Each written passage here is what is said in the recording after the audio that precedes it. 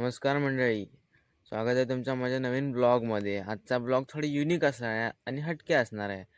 आज तुम्हाला अशा गोष्टी बघायला मिळणार आहेत की तुम्ही यावर्षीच बघू शकता, फक्त त्या पुढच्या वर्षी नाही बघू शकत. तर काय तुम्हाला दाखवतो मी आज कोणती गोष्ट बघायला तुम्हाला भेटणार आहे ती.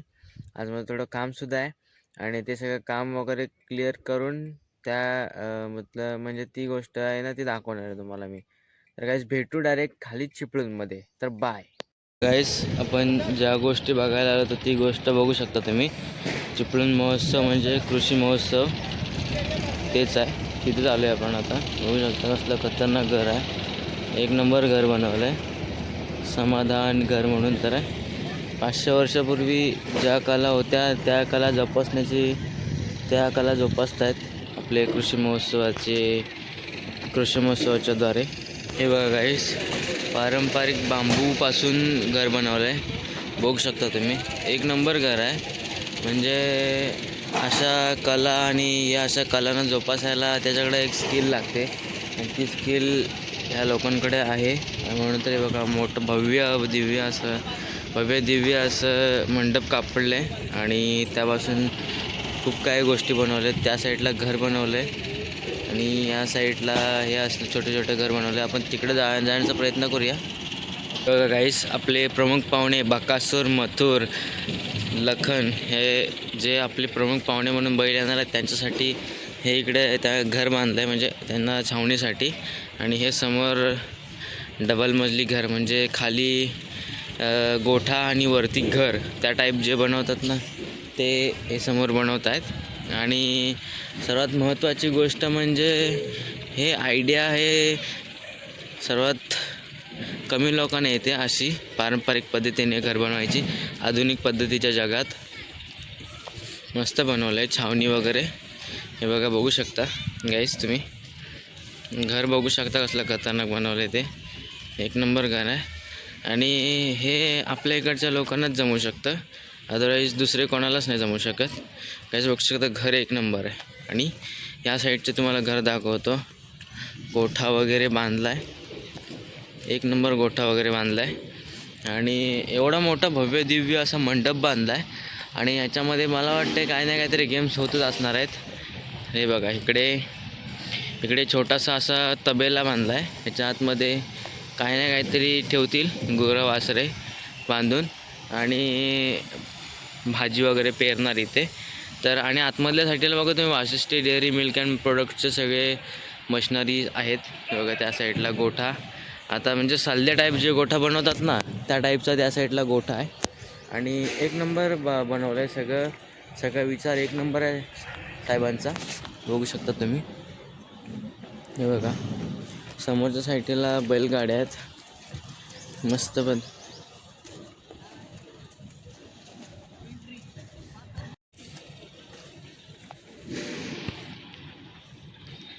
खूप व्हायरल नाही करायचं बोलतोय दादा, तरी पण आपण छोटे जाता क्लिप घेऊया. त्या साईडला पण एक नंबर पद्धत आहे. घर वगैरे बांधलं आहे आणि असं भव्य दिव्य असं मंडप बांधलं आहे. तर गाईस 5 तारखेनंतर दाखवूया पूर्ण प्रकारे. आज जास्त प्रमाणामध्ये नाही दाखवायला भेटलं. त्या साईडला तो वाडा बनवला आहे आणि इकडे छोटंसं घर बनवलं आहे. असं पण दाखवू आपण, बघूया कसं काय होतं आहे ते. आणि आता माझं काम करायला चाललं आहे मी खाली. लोक काय बोलतील याचा विचार करत राहिलेत ना मित्रांनो, तर लोकांसारखेच व्हाल तुम्ही. दुसऱ्याला बोलणं एवढं. तुम्ही स्वतःचा विचार करा की मला काय करते स्वतःच्या पद्धतीने. हे केलं ना तर तुम्ही कुठे ना कुठेतरी सफल व्हाल. तर गाईज भेटूया, थोडं माझं काम करू आणि आजचा पहिल्या दिवसाचा ब्लॉग आहे तो अपलोड करताना दाखवतो. हे बघा, एक नंबर पद्धत बनवले. धुरळा वेगळा झाला आहे, जाम धुरळा झाला आहे. तुम्हाला गेट दाखवतो जाता त्या साईडने. आणि हा वाडा मागाचा आपला. तर गाईस इथून पूर्ण नजारा बघू शकता तुम्ही. लोक पूर्ण काम करत आहेत आणि गेल्या वर्षीपेक्षा एकदम वेगळं नियोजन आहे. बघू शकता तुम्ही. आज मी इथे एवढं बोलायचं धाडस करतो आहे, म्हणजे ते माझी स्वतःचीच मेहनत आहे. न दुसरं कोणी मला दुसरं कोणी शिकवलं आहे. तर गाईच तुम्ही जर स्वतःच्या जीवावरती बोलायचा प्रयत्न केलात ना तर एक ना एक दिवस तुम्हाला यश येणारच आहे.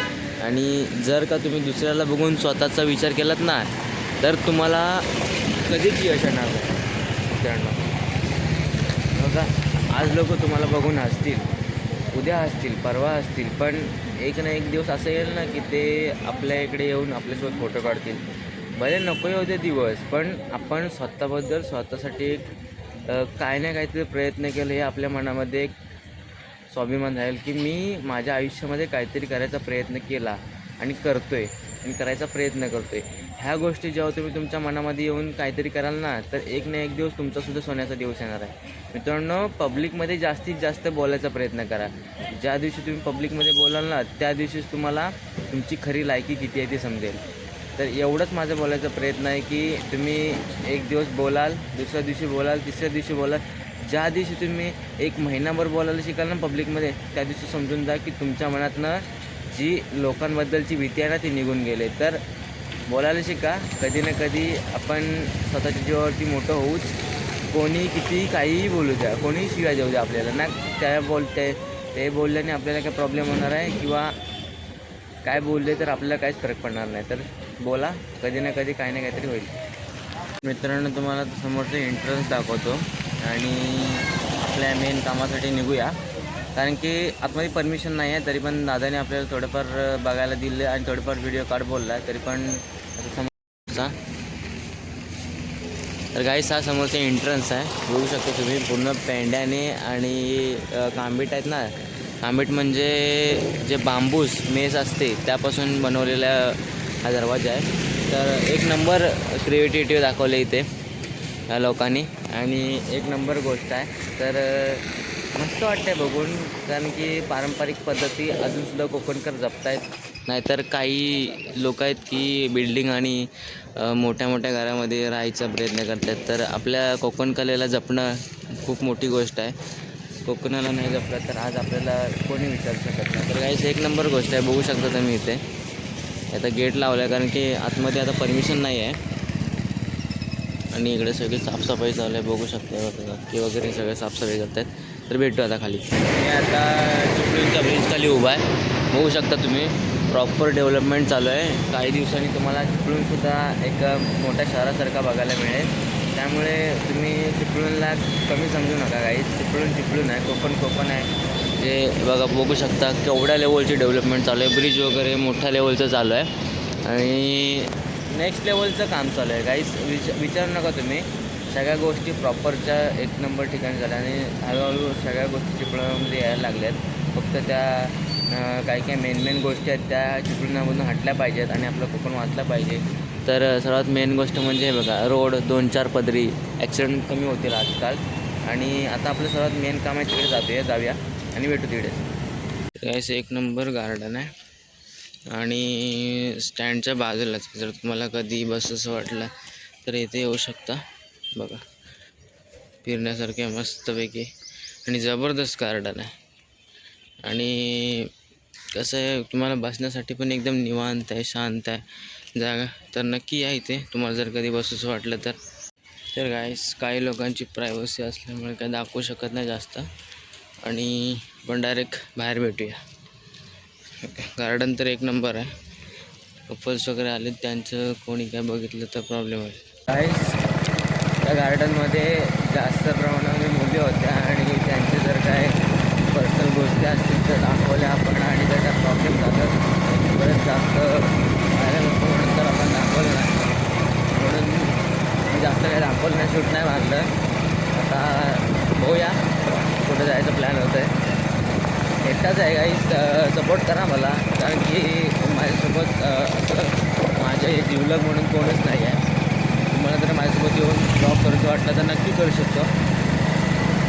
आपल्याला कोणता ॲटिट्यूड आहे ना आपल्याला कोणत्या प्रकारच्या गोष्टीचा घमंड आहे. काहीच हा इथे नारायण तलाव आहे, बघू शकता तुम्ही नारायण तलाव.